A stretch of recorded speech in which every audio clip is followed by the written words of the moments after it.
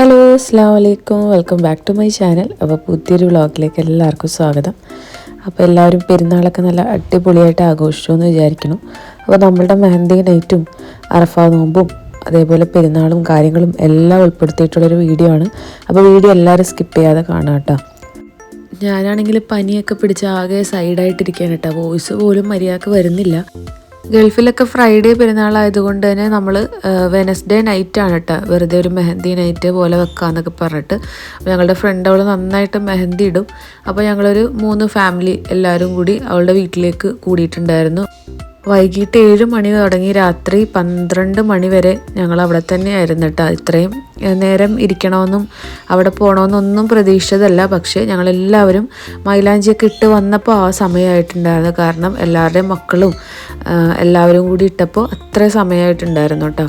എന്നാലും അവൾ ഇരുന്ന് എല്ലാവർക്കും ഇട്ട് തന്നിട്ട് അന്ന് അടിപൊളിയായിട്ട് തന്നെ ഇട്ട് തന്നിട്ടുണ്ടായിരുന്നു.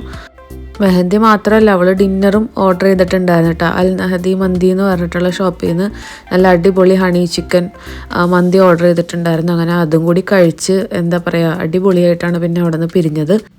ഞങ്ങളുടെ ഷോപ്പിങ്ങും കാര്യങ്ങളൊക്കെ ഒരു വഴിക്കായിരുന്നു കേട്ടോ. കാരണം എനിക്ക് ഓൾറെഡി ഒരു ചുരിദാർ ഉണ്ടായതുകൊണ്ട് ഞാൻ എടുത്തിട്ടുണ്ടായിരുന്നില്ല. പിന്നെ നേഹയുടെ കൂടെ ദേരയിൽ പോയി കഴിഞ്ഞപ്പോൾ നെയ്ഫിന്നൊരു പർദ്ദ എടുത്തിട്ടുണ്ടായിരുന്നു കേട്ടോ. അപ്പോൾ ഞാൻ അതാണ് ഇടാമെന്ന് വിചാരിച്ചത്. പിന്നെ സൽവാറാണെങ്കിലും വർക്കും കാര്യങ്ങളൊക്കെ ഉള്ളതാണ്. അപ്പോൾ എന്തായാലും പെരുന്നാളുടെ അന്ന് നമ്മളത് ഇടാൻ പോകണില്ല കേട്ടോ. എന്തായാലും നമ്മൾ കിച്ചണിലല്ലേ. പിന്നെ ഹംദാനും ഹാറൂനൊന്നും ഇതുവരെ ഡ്രസ്സ് എടുത്തിട്ടില്ല കേട്ടോ. പിള്ളേർക്ക് 3 പേർക്കും ഡ്രസ്സ് എടുത്തിട്ടില്ല. അപ്പോൾ ഇവിടെ തേഴ്സ്ഡേ തുടങ്ങിയാണ് കേട്ടോ അവധി, 4 ദിവസം. വീക്കെൻഡ് ആയതുകൊണ്ട് തന്നെ നമുക്ക് പെരുന്നാളുടെ ഫുൾ അവധി മിസ്സായി. ആകെ വ്യാഴാഴ്ച മാത്രമാണ് എക്സ്ട്രാ ഒരു അവധിയുള്ളൂ. അങ്ങനെയൊക്കെ ആ സമയത്ത് പിള്ളേരായിട്ട് ഡ്രസ്സൊക്കെ എടുക്കാൻ പോയേക്കായിരുന്നു കേട്ടോ. അപ്പോൾ ഞങ്ങൾ അവിടെയും കൂടുകയും ചെയ്തു. അത് കഴിഞ്ഞ് പോയി വന്നിട്ട് ഹാസിമിനെ എൻ്റെ അടുത്തേക്ക് ആക്കി. പിന്നെ ഞാനൊരു 12 മണിയൊക്കെ ആയപ്പോൾ അങ്ങനെ വീട്ടിലേക്ക് വന്നതാണ് കേട്ടോ. ഇത് പിറ്റേ ദിവസം നമുക്ക് നോമ്പാണല്ലോ. അപ്പോൾ നോമ്പിന് ഉച്ച കഴിഞ്ഞിട്ടുള്ള വീഡിയോ ആണ്. അപ്പോൾ നോമ്പ് തുറക്കാൻ വേണ്ടിയിട്ട് എന്തായാലും ചിക്കൻ കറി വെക്കാമെന്ന് വിചാരിച്ചിട്ട്, വറുത്തരച്ച് ചിക്കൻ കറി വെക്കാമെന്ന് വിചാരിച്ചിട്ട് അതിനുള്ള പരിപാടിയിലാണ്. ഇക്കാക്കും എനിക്കും മാത്രം നോമ്പുള്ളൂ കേട്ടോ. പിള്ളേരൊക്കെ അവിടെ ഇവിടെയൊക്കെ ആയിട്ടുണ്ട്. ഇന്ന് ക്ലാസ്സും കാര്യങ്ങളൊന്നും ഇല്ലല്ലോ. അപ്പോൾ നാട്ടിൽ നിന്ന് കൊണ്ടുവന്ന വറുത്ത തേങ്ങ ഉണ്ടായിരുന്നു കേട്ടോ. അപ്പോൾ ഞാൻ വിചാരിച്ചു വറുത്തരച്ച ചിക്കൻ കറി വെക്കാമെന്ന്. അപ്പോൾ നാട്ടിൽ നിന്ന് കൊണ്ടുവന്ന പത്തിരി ഇരിപ്പുണ്ട്. അപ്പോൾ അതുകൊണ്ട് തന്നെ വലിയ പണിയൊന്നും കാര്യമായിട്ട് ഉണ്ടായിരുന്നില്ല കേട്ടോ. അപ്പോൾ വലിയൊരു പാൻ എടുത്തിട്ട് അതിലേക്ക് ചിക്കനും സവാളയും തക്കാളിയും ഇഞ്ചി വെളുത്തുള്ളി പച്ചമുളകും കറിവേപ്പിലയും ഉപ്പും മഞ്ഞൾപ്പൊടിയും മുളക് പൊടിയും മല്ലിപ്പൊടിയും കുറച്ച് വെളിച്ചെണ്ണയൊക്കെ ഒഴിച്ച് നന്നായിട്ട് തിരുമ്മി അടുപ്പത്തേക്ക് വെക്കാൻ കേട്ടോ. ഒട്ടും വെള്ളമോ കാര്യങ്ങളോ ഒന്നും ഒഴിക്കേണ്ട കാര്യമില്ല. പിന്നെ ചിക്കനിൽ നിന്ന് തന്നെ നന്നായിട്ട് വെള്ളം ഇറങ്ങിയിട്ട് അതിലായിരിക്കും കേട്ടോ ചിക്കൻ വെന്ത് വരിക. എന്നിട്ടൊരു 1/4 ഭാഗം വേവായി കഴിഞ്ഞ് കഴിയുമ്പോൾ നമ്മുടെ വറുത്ത തേങ്ങ ഉണ്ടല്ലോ അതൊന്ന് നന്നായിട്ട് അരച്ച് ഇതിലേക്ക് ഒഴിക്കുകയാണ് ചെയ്യണേ കേട്ടോ. ഇപ്പം ഞാനാണ് തേങ്ങ വറുത്ത് ഇതിലേക്ക് ആഡ് ചെയ്യുന്നതെങ്കിൽ, അതായത് തേങ്ങ വറുത്തത് ഓൾറെഡി കയ്യിലില്ലെങ്കിൽ ഞാൻ തേങ്ങയുടെ കൂടെ പെരുംജീരകം, അതായത് ചെറിയൊരു പീസ് പട്ട ഗ്രാമ്പു എല്ലാം കൂടി ഇട്ട് കൊടുക്കാറുണ്ട് കേട്ടോ. അപ്പോൾ അതൊന്നും ഇതിലില്ലാത്തത് കൊണ്ട് തന്നെ ഞാൻ കുറച്ച് പെരുംജീരകവും പട്ടയും ഗ്രാമ്പും ഏലക്കയും ജസ്റ്റ് ഒന്ന് വറുത്തിട്ട് അതൊന്ന് നന്നായിട്ട് പൊടിച്ച് അതിലേക്ക് ആഡ് ചെയ്യുന്നുണ്ട് കേട്ടോ. അത് ഡയറക്റ്റ് നന്നായിട്ട് പൊടിച്ച് ചേർക്കുമ്പോൾ അതിനൊരു പ്രത്യേക ടേസ്റ്റ് തന്നെയാണ് കേട്ടോ. അപ്പോൾ ചിക്കൻ കറി അവിടെ ആവുന്നുണ്ട്. അപ്പോൾ അതിൻ്റെ ഇടയിൽ മാങ്ങ വാങ്ങിയിട്ടുണ്ടായിരുന്നു കേട്ടോ. അപ്പോൾ അത് ഇത്തിരി ജ്യൂസ് അടിക്കാമെന്ന് വിചാരിച്ചിട്ട്. അപ്പോൾ ഞാൻ വാങ്ങിയത് ഇവിടുത്തെ ബദാമി മാംഗോയാണ് കേട്ടോ. അതിന് കുറച്ച് റേറ്റ് കുറവാണ്, പക്ഷേ ടേസ്റ്റൊക്കെ കമ്മിയാണ് കേട്ടോ. അപ്പോൾ അതുകൊണ്ട് തന്നെ ഒക്കെ പറഞ്ഞ് ഷമാമും കൂടി ഇട്ടിട്ട് അടിക്കുക. അപ്പോൾ ആ ഒരു ടേസ്റ്റ് ബാലൻസ് ആവുമെന്നും പറഞ്ഞിട്ട് കുറച്ച് മിൽക്ക് മെയ്ഡും പിന്നെ ഷമാമും കൂടി കട്ട് ചെയ്തിട്ട് അതും പാലും കൂട്ടിയിട്ട് നന്നായിട്ടൊന്ന് അടിച്ച് അതൊന്ന് ഫ്രിഡ്ജിലേക്ക് വെക്കാണ് കേട്ടോ.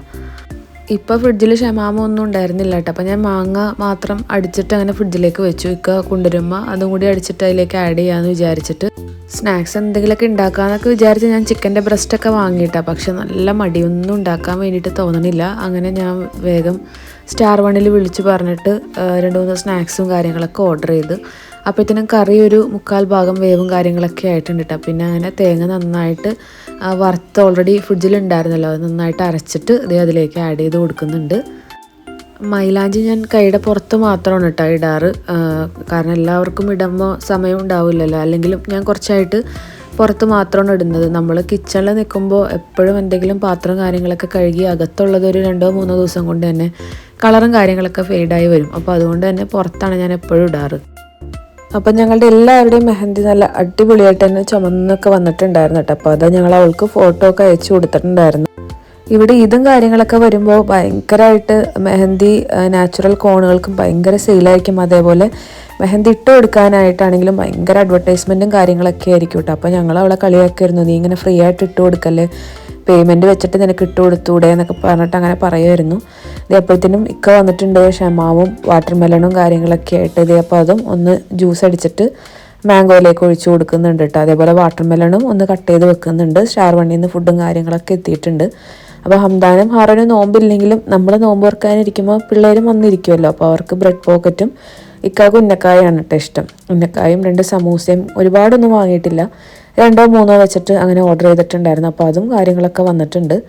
അപ്പോൾ മെഹന്തി നൈറ്റിൻ്റെ അന്ന് ഇവർ ഡ്രസ്സ് എടുക്കാൻ പോയെന്ന് പറഞ്ഞല്ലോ. അപ്പോൾ അന്ന് സ്കൂൾ ഉണ്ടായിരുന്നത് കൊണ്ട് തന്നെ പിള്ളേർ 2 പേരും വണ്ടിയിൽ കിടന്നിട്ട് ഉറങ്ങിയിട്ടുണ്ടായിരുന്നു കേട്ടോ. മദീന മാളിൽ നിന്ന് എടുക്കാമെന്ന് വിചാരിച്ചിട്ടാണ് പോയത്. അവിടെ എത്തണേക്കാൾ മുമ്പ് തന്നെ മക്കൾ ഉറങ്ങി. അപ്പോൾ ഒക്കെ അതേപോലെ തന്നെ തിരിച്ചു പോന്നു. എന്നിട്ട് പിറ്റേ ദിവസം, അതായത് ഈ നോമ്പുള്ള ദിവസമാണ് കേട്ടോ, രാവിലെ തന്നെ ഹംദാനും ഹാറൂനെയും കൂട്ടിയിട്ട് ഡ്രസ്സ് എടുക്കാനൊക്കെ പോയി. അതേപോലെ പിള്ളേരെ മുടിയും കാര്യങ്ങളൊക്കെ വെട്ടാനൊക്കെ ഉണ്ടായിരുന്നു. അപ്പോൾ അതിനൊക്കെ പോയിട്ട് ഉച്ചയായപ്പോൾ ഓൾറെഡി വന്നിട്ട്. അപ്പോൾ ആൾ നല്ല ടയേർഡായിട്ടാണ് വന്നത്. ഇപ്പോൾ പകൽ നല്ല കൂടുതലാണ് കേട്ടോ. ഒരു 4:30 മണിക്കാണ് സുബഹി ബാങ്ക്, അതേപോലെ 7:15 കേട്ടോ മഗ്‌രിബ്. അതുകൊണ്ട് തന്നെ മോർണിംഗ് നല്ല ടൈമും രാത്രി സമയം കുറവാണ്. അപ്പോൾ ആൾ നല്ല ടയേർഡായിട്ടാണ് വന്നത്. ഞാൻ കിടന്നുറങ്ങാൻ വേണ്ടിയിട്ട് കുറേ പറഞ്ഞതാണ്. പക്ഷെ കുറച്ച് നേരം ഇരുന്ന് കഴിയുമ്പോഴത്തേനും ആൾക്ക് അടുത്ത പണി എങ്ങനെയെങ്കിലുമൊക്കെ വരും കേട്ടോ. അല്ലെങ്കിൽ ആൾ അതായിട്ട് തന്നെ ഉണ്ടാക്കും. പിന്നെ ഞാൻ ദേ പോയിട്ട് ഷൂ വാങ്ങിയിട്ട് വരാം, ആ പണി കൂടി കഴിക്കാൻ, എന്നിട്ട് രാത്രി ഫ്രീ ആയിട്ടിരിക്കാമെന്നും പറഞ്ഞിട്ട് ദേ പിന്നെ രണ്ടാമത് പോയിട്ട് വന്നപ്പോൾ ഒരു 6:30 മണിയൊക്കെ ആയിട്ടാണ്. അപ്പോൾ അങ്ങനെ പോയി. ആൾ നല്ല ടയേർഡായിട്ടുണ്ടായിരുന്നു. പിന്നെ നോമ്പും നന്നായിട്ട് ക്ഷീണം ഉണ്ടായിരുന്നു കേട്ടോ. അത്രയും ടൈം ഉള്ളതുകൊണ്ടാണോ എന്നറിയില്ല. അപ്പോൾ ഹംദാന് ബാഡ്മിൻ്റൺ ക്ലാസ് ഉണ്ടായിരുന്നു കേട്ടോ. അപ്പോൾ അവനും കറക്റ്റ് 7 മണിക്കാണ് വന്നത്. 5 to 7 ആണ് അവൻ്റെ ക്ലാസ്. അങ്ങനെ അവനും ഫുഡ് കഴിച്ചിട്ട് കളിക്കാൻ വേണ്ടിയിട്ട് പോയിട്ടാണ്. കുറേ ദിവസമായി പുറത്തേക്ക് ഇറങ്ങിയിട്ട്, എക്സാമും കാര്യങ്ങളൊക്കെ ആയിട്ട് അവനൊട്ടും അങ്ങനെ പുറത്തേക്ക് പോകൊക്കെ വളരെ കുറവാണ് കേട്ടോ. അപ്പോൾ എനിക്ക് നോമ്പ് തുറന്ന പാടെ ഭയങ്കര തലവേദനയായിരുന്നു കേട്ടോ, ഒട്ടും വയ്യ.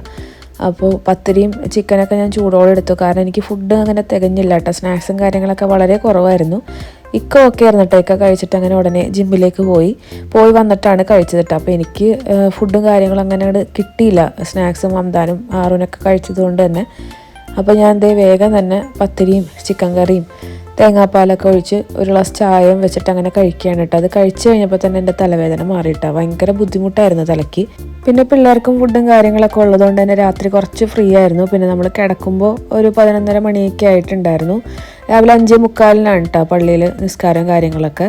അപ്പോൾ ഹംദാനും ഇക്കായും മാത്രമാണ് കേട്ടോ പള്ളിയിൽ പോകുന്നത്. ഹാറൂനും ഹാസിമിനും തീരെ വയ്യ. രാത്രി ഞങ്ങൾ കിടന്ന ഉടനെ അവർക്ക് ഭയങ്കര ചുമയും കാര്യങ്ങളൊക്കെ ഉണ്ടായി. അപ്പോൾ മെഡിസിൻ കൊടുത്ത ഉടനെ കട്ടിലയിൽ കിടന്ന് ഛർദിയും കാര്യങ്ങളൊക്കെ ആയിട്ട് കുറച്ച് സീനൊക്കെ ആയി.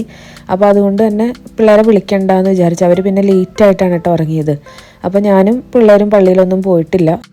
ഞാൻ രാവിലെ എല്ലായിടമൊക്കെ ഒന്ന് ക്ലീനാക്കിയൊക്കെ ഇട്ട് അവർ ഛർദ്ദിച്ച സംഭവങ്ങളും എല്ലാം ഒന്ന് കഴുകിയൊക്കെ ഇട്ടൊന്ന് വൃത്തിയാക്കിയതാണ് കേട്ടോ.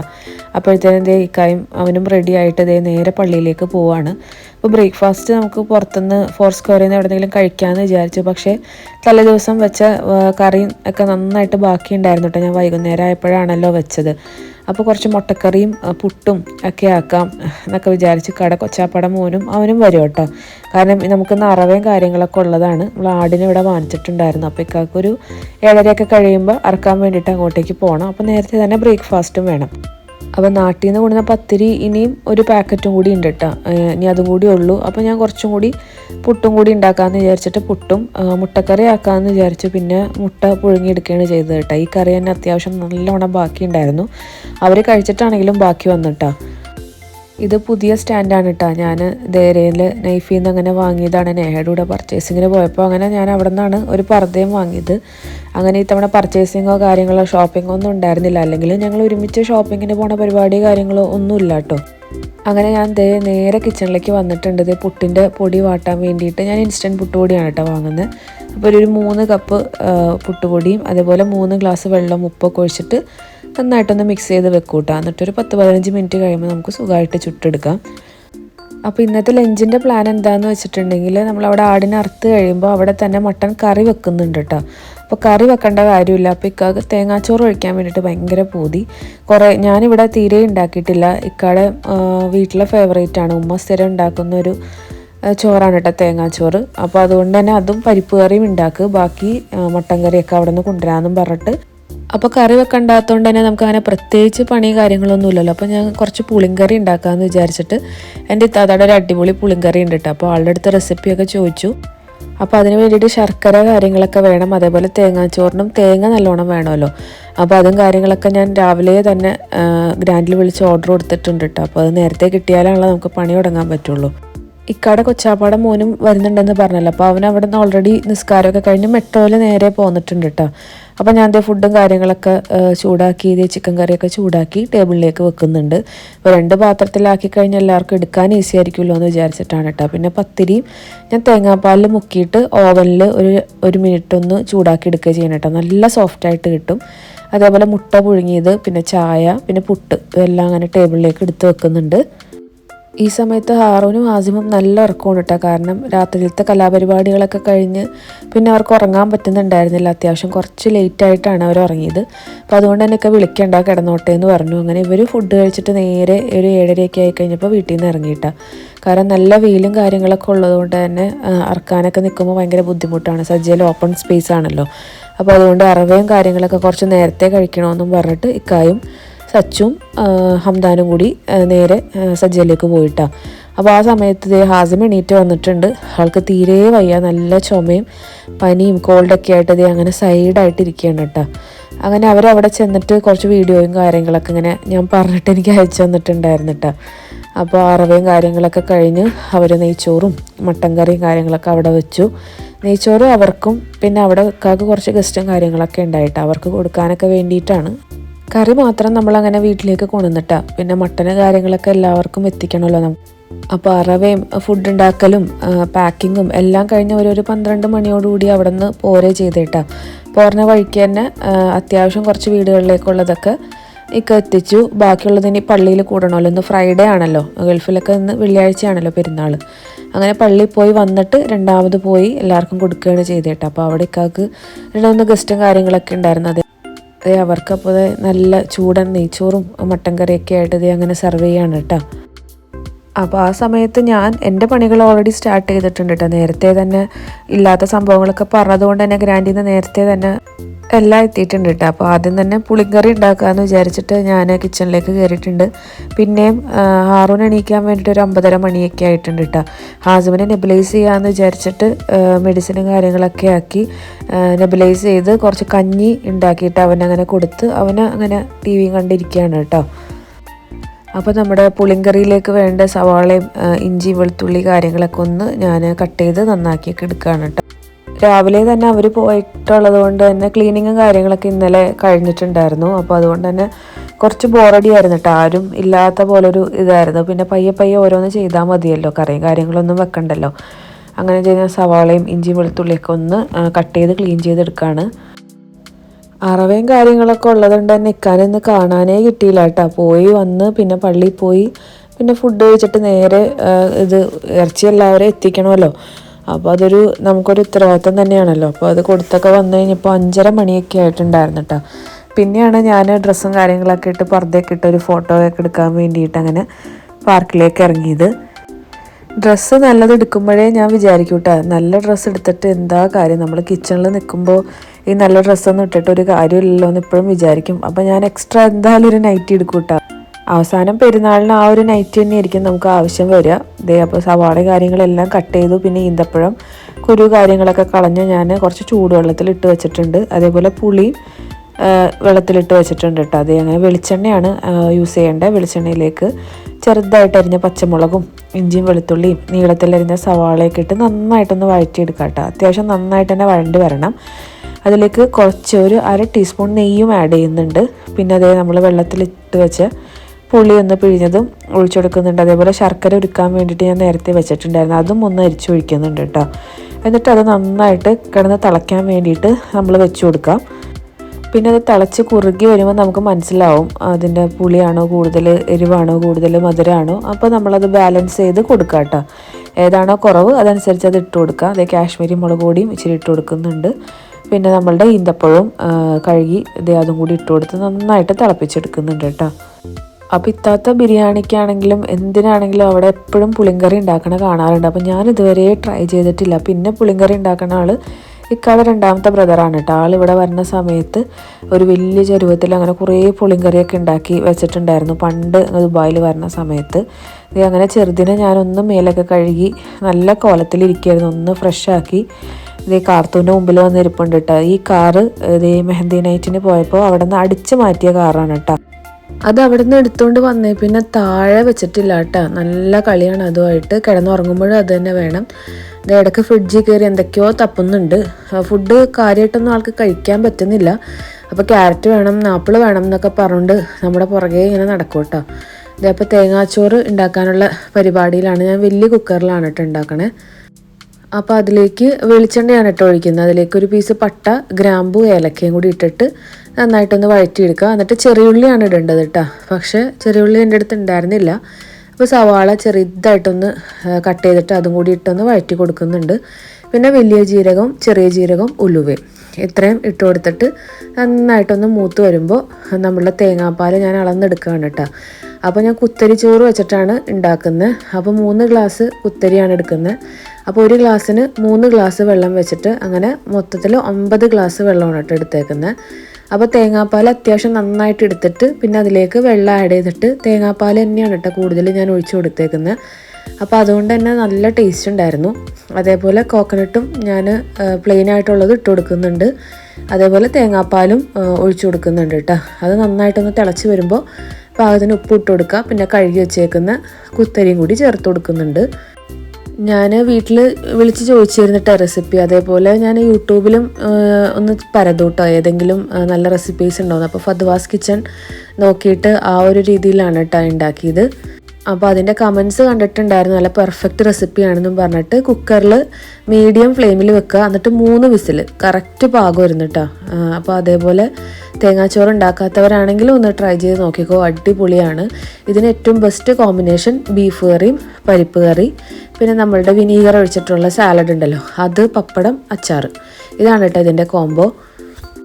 അപ്പോൾ ഞാൻ വിനീഗറിൻ്റെ സാലഡും തൈരൊഴിച്ച സാലഡും രണ്ടും ഉണ്ടാക്കി എടുക്കുന്നുണ്ട്. അപ്പോൾ അതും ഒന്ന് ആക്കി വെക്കുന്നുണ്ട് കേട്ടോ. അതിൻ്റെ ഇടയിൽ ഫോണിൻ്റെ ചാർജ് ഫുള്ള് തീർന്നു. പിന്നെയും ചാർജിൽ ഇടാൻ വേണ്ടിയിട്ട് അങ്ങനെ കൊണ്ടുപോയതാണ് കേട്ടോ. അപ്പോൾ അതുകൊണ്ടാണ് സാലഡിൻ്റെ വീഡിയോ ഇടയ്ക്ക് വെച്ചിട്ട് കട്ടായി പോയത്.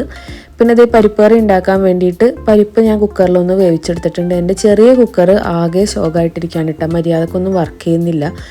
അപ്പോൾ അത് വേഗം ഒന്ന് വേവിച്ചെടുത്തിട്ട് ഇതേ പാത്രത്തിലേക്ക് ഇട്ട് അതേ തക്കാളിയും പച്ചമുളകൊക്കെ ഇട്ട് നന്നായിട്ടൊന്ന് തിളപ്പിച്ചെടുത്ത് തേങ്ങ നന്നായിട്ടൊന്ന് അരച്ചെടുക്കുക കേട്ടോ, ചെറിയ ജീരകം ഇട്ടിട്ട്. എന്നിട്ട് അത് ഒഴിക്കുക, കടുകും താളിക്കുക.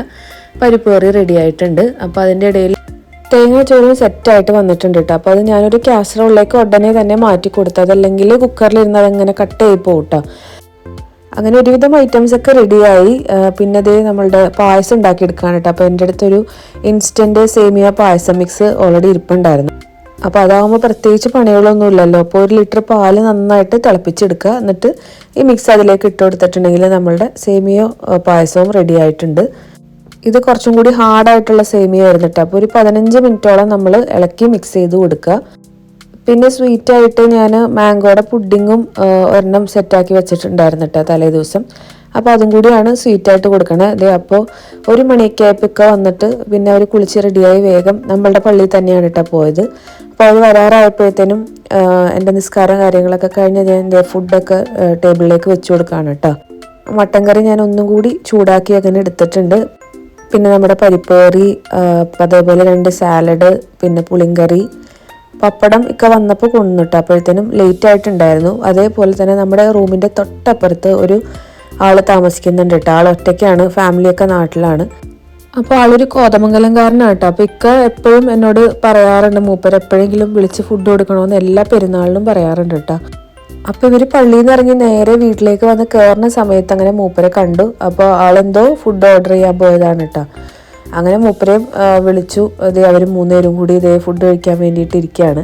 അപ്പോൾ സച്ചു ഫോട്ടോയാണെന്ന് വിചാരിച്ച് പോസ് ചെയ്യണേ കേട്ടോ. അപ്പോൾ ഞാൻ വീഡിയോ ആണെന്ന് പറഞ്ഞപ്പോൾ പിന്നെ അവരങ്ങനെ ഇരുന്ന് കഴിക്കുകയാണ്. അപ്പോൾ ആൾക്കും ഭയങ്കര നൊസ്റ്റുമായിരുന്നു കേട്ടോ. തേങ്ങാച്ചോറ് കിട്ടിയപ്പോൾ ഭയങ്കര സന്തോഷമായി. അവർ 3 പേരും നന്നായിട്ട് തന്നെ എൻജോയ് ചെയ്ത് കഴിച്ചു. കാരണം അവരുടെ ചൈൽഡ്ഹുഡ് മെമ്മറി ഉള്ള ഒരു ചോറാണ് കേട്ടോ ഈ ഒരു തേങ്ങാച്ചോറ്. അപ്പോൾ അത് തന്നെ വാതോരാതെ ഇങ്ങനെ സംസാരിച്ചുകൊണ്ടിരുന്നു. മൂപ്പർക്കും ഭയങ്കര ഇഷ്ടമായി. അപ്പോൾ ഒരു കോതമംഗലംകാരുടെ സ്പെഷ്യലാണ് എന്നാണ് കേട്ടോ പറഞ്ഞത്. അപ്പോൾ ആളും ബിരിയാണി നെയ്ച്ചോറൊക്കെ പ്രതീക്ഷിച്ചിട്ടായിരിക്കും വന്നത്. പക്ഷേ ഇതിലൊന്നും പെടാത്ത ഒരാളുണ്ടായിരുന്നു കേട്ടോ, ഹംദാൻ. അവൻ ഈ ഒരു റൈസ് കണ്ടപ്പോൾ സത്യം പറഞ്ഞാൽ ചങ്ക് തകർന്നു പോയി. അവർ പള്ളിയിൽ നിന്ന് കുറേ ചോക്ലേറ്റും ലേസും കാര്യങ്ങളൊക്കെ കഴിച്ചതുകൊണ്ട് കുറച്ചു നേരം കഴിഞ്ഞിട്ട് മതിയെന്ന് പറഞ്ഞിട്ടാ. അതുകൊണ്ടാണ് അവരെ കഴിക്കാൻ വേണ്ടിയിട്ട് ഇരുത്തിയത്. അത് കഴിഞ്ഞ് ഹംദാൻ ഫുഡ് കഴിക്കാൻ വേണ്ടിയിട്ട് വരികയാണ്. അവനെന്തായാലും ഒന്നെങ്കിൽ ഗീ റൈസ് അല്ലെങ്കിൽ മന്തി അല്ലെങ്കിൽ ബിരിയാണി എന്നുള്ളൊരു പ്രതീക്ഷയിലാണല്ലോ വരുന്നത്. അപ്പോൾ ഈ ഒരു റൈസ് കണ്ടോടുകൂടി ആൾ സത്യം പറഞ്ഞാൽ ഞെട്ടിപ്പോയിട്ടാ. വേഗം എന്നോട് കിച്ചണിൽ വന്നിട്ട് പറഞ്ഞു, ഉമ്മി ഇതാണ് ഇന്ന് ഉണ്ടാക്കിയത്, ഇന്ന് സ്പെഷ്യൽ പെരുന്നാളായിട്ട് ഈ റൈസ് എങ്ങനെ കഴിക്കാനാന്നൊക്കെ പറഞ്ഞിട്ട് കണ്ണിൽ നിന്നൊക്കെ ഇങ്ങനെ വെള്ളം വരുമായിരുന്നു കേട്ടോ. എനിക്കത് കണ്ടിട്ട് ഭയങ്കരമായിട്ട് ചിരി വരുമായിരുന്നു. പിന്നെ ഇക്കായും സച്ചും ഒക്കെ പറഞ്ഞു, ഞങ്ങളുടെ ഒരു ചൈൽഡ്ഹുഡ് മെമ്മറി ഉള്ള റൈസാണ്, നീ കഴിച്ചു നോക്കുക, നിനക്ക് ഇഷ്ടമാവും, അതിന് കോക്കനട്ടിൻ്റെ ടേസ്റ്റാണ്, അങ്ങനെയാണ് ഇങ്ങനെയാണെന്നൊക്കെ പറഞ്ഞിട്ട് ആളങ്ങനെ മനസ്സോടുകൂടി കഴിച്ചു കഴിഞ്ഞപ്പോൾ എങ്ങനെ ഉണ്ടെന്ന് ചോദിച്ചപ്പോൾ വിശക്കുന്നതുകൊണ്ട് പിന്നെ ഇത് കഴിക്കാതെ പറ്റുമോ എന്നുള്ളൊരു ഡയലോഗാണ് കേട്ടോ കിട്ടിയത്. അല്ലാതെ ഇഷ്ടമായെന്നൊന്നും പറഞ്ഞൊന്നുമില്ല. ഹാറൂനും ആസിമിന് പിന്നെ അങ്ങനെ ഇഷ്ടങ്ങളൊന്നുമില്ല. ഞാൻ രണ്ടുപേരും ഇരുത്തി അങ്ങനെ പരിപ്പ് കറിയും കൂട്ടി അങ്ങനെ വാരി കൊടുക്കുകയാണ് കേട്ടോ ചെയ്തത്. അങ്ങനെ അവരുടെ ഭക്ഷണം കഴിക്കലൊക്കെ കഴിഞ്ഞ് നമ്മുടെ ഗസ്റ്റ് ഉണ്ടായിരുന്നല്ലോ, ആള് പോയി. പിന്നെ ഇക്കായും സച്ചും കൂടിയും നമ്മുടെ മട്ടൻ കൊടുക്കാൻ വേണ്ടിയിട്ട് വീട്ടിൽ നിന്ന് ഇറങ്ങിയിട്ടാ. അങ്ങനെ അവർ പോയി തിരിച്ചു വരുമ്പോഴത്തേനും ഞാനും ഹാസിമും കൂടി നന്നായിട്ടൊന്ന് കിടന്നുറങ്ങി. പിന്നെ ഞാനും ഇക്കായും കൂടി ഒന്ന് പാർക്കിലേക്ക് ഇറങ്ങിയതാണ് കേട്ടോ.